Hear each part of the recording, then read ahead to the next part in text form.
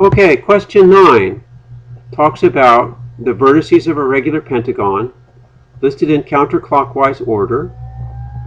And here it says, let R be counterclockwise rotation by 72 degrees, and S is the reflection of the pentagon, which leaves the vertex A fixed.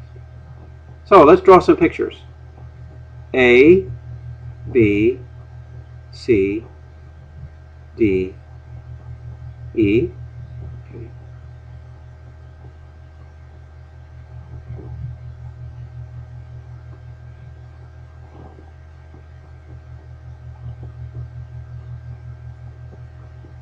And the counterclockwise rotation is going to take that to, draw my pentagon again.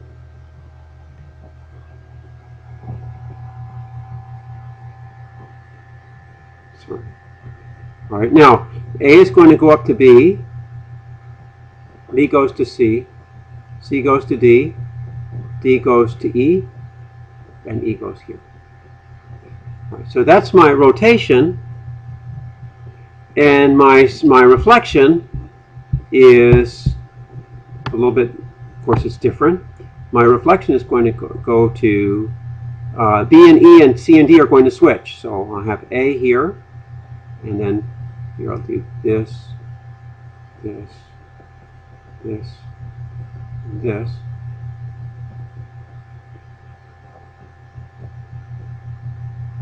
Sorry, it's bad drawing, but that A, but the B goes, that's a E, that's a B, and then here I have a D and a C.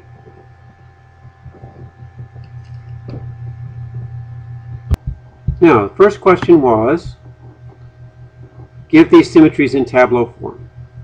Now, a number of people said, look, A is here and E is there, so in the tableau, A is in top, E is on the bottom. This is not right. If you go back to the book, there's a section that says, this is section 1. You can read it here towards the end of section 7.1. It says, for leaving this example, we make note of a peculiarity that's tripped up many a student. If you compare before hexagon, if you read this paragraph, you'll see that what I just mentioned is A being replaced by E is not the right way to look at it. The right way to look at it is that A goes to B goes to C, C goes to D. You're thinking this as a motion rather than a relabeling. So if you put for your tableau A goes to E, that's not correct. And it was explicitly mentioned in the book that that's not correct. So if you want to do the tableau for R, because R is a motion, where does A go to? Well, A goes to where B was. So A goes to B. B goes to where C was, C goes to where D was, D goes to where E was, and E goes to where A was. Okay. Then we also have S. S is going to be, well, this one, it actually wouldn't matter which way you did it. A goes to A, B goes to E, C goes to D, D goes to C, and E goes, and let's see, what's left? E goes to B. Okay, so that's the tableau form for S. But what else do we need to do? We need to do R composed S. Now, R composed S means you do S first.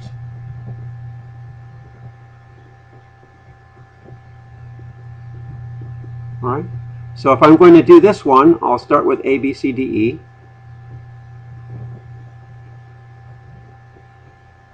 And S first, A goes to A, and then A goes to B. So A goes to B. B goes to E, then E goes to A. So B goes to A. C goes to D, then D goes to E. So that's C goes to E. D goes to C, C goes to D. So this D goes to D.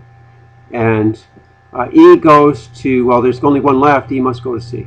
And we can check it. E goes to B, B goes to C. All right, so that's R composed S.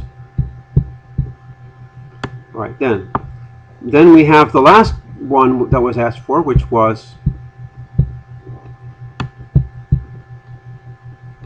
SR squared SR cubed.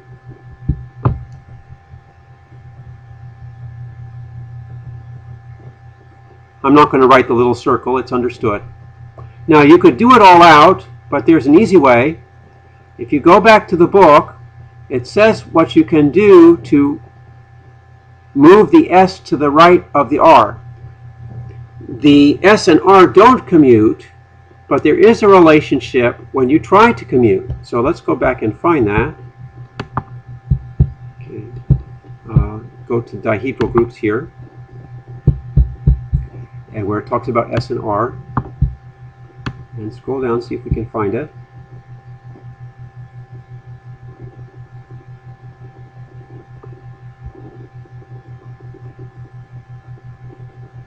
Down, down, down, down, down, down, down, down, down. Should be towards the end.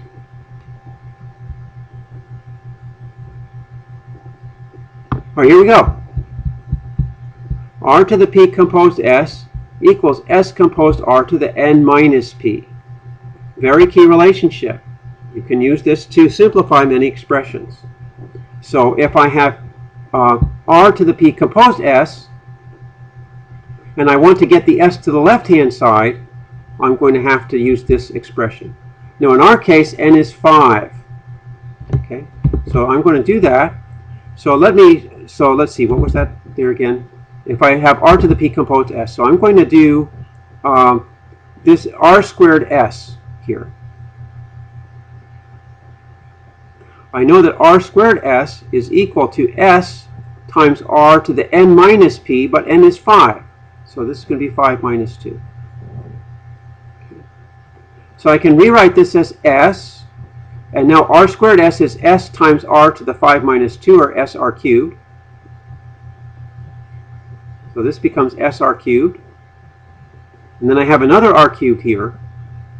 Now a nice thing about S, we can reassociate, and we have SS, and then we have R cubed, R cubed. Now SS, since S is a reflection, we go back to this identity and we get S squared is the identity. Okay, so this is the identity. Now this is R to the 6th, but we know R to the 5th is 1.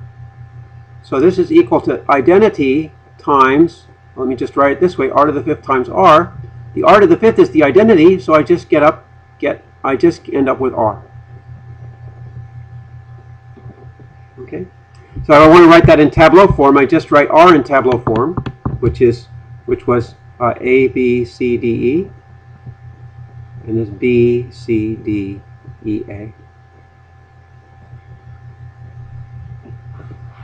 All right, so that's the third question.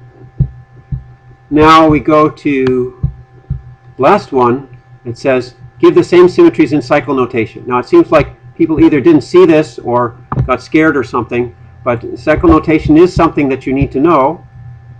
If I want to do R, remember R was A, B, C, D, E, and this was B, C, D, E, A.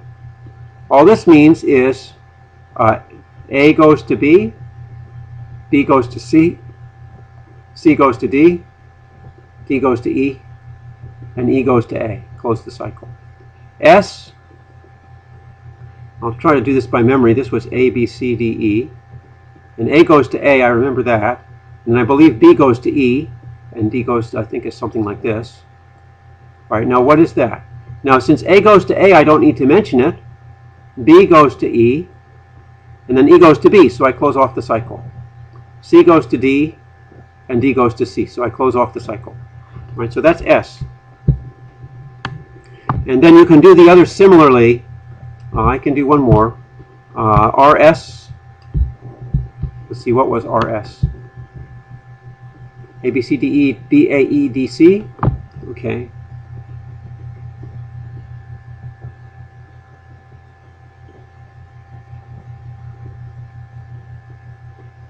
Okay. So in this case, I have A goes to B, and B goes back to A, so I close off the cycle. C goes to E, and E goes back to C, so I close off the cycle. So I just do this. All right, so that's how you do it in cycle notation.